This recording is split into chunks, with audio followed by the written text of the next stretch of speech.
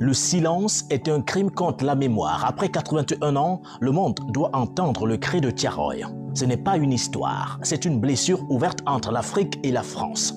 La dette n'est pas seulement financière, elle est morale et historique.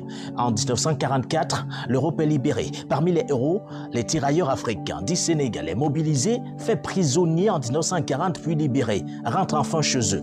Leur sacrifice pour la France est immense. Le 21 novembre 1944, un contingent arrive au camp de Thiaroye, près de Dakar, pour être démobilisé.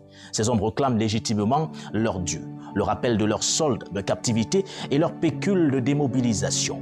D'importantes sommes d'argent qui, selon les faits, étaient pourtant disponibles à Dakar.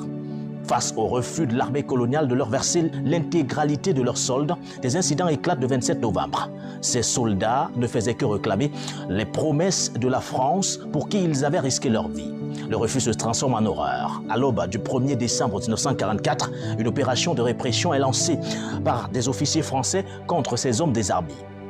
Le bilan officiel de 35 morts est aujourd'hui largement refuté.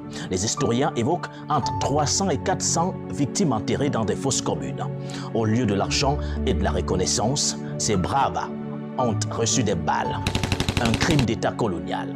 Pendant des décennies, la France a maintenu un silence assourdissant sur cette tragédie, préférant l'étiquette de mutinerie à celle de massacre. C'est le poids de 81 ans de déni qui pèse sur les relations mémorielles. En 2014, le président français de l'époque, François Hollande, en se rendant au cimetière militaire de Thiaroye, remet un lot d'archives au président Macky Sall, déclarant inexactement qu'il s'agissait de la totalité.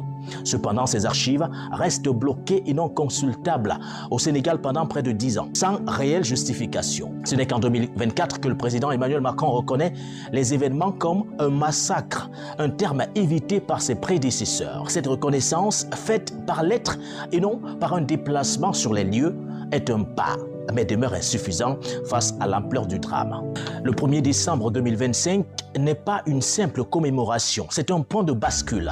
Le Sénégal et ses nouvelles autorités manifestent une volonté politique forte de lever le voile et d'honorer enfin la mémoire des martyrs de Thiaroye, faisant de la justice une priorité nationale. À l'automne 2024, un décret du président Bassirou Diomaye Diakhar Faye lève le blocage sur les archives remises en 2014.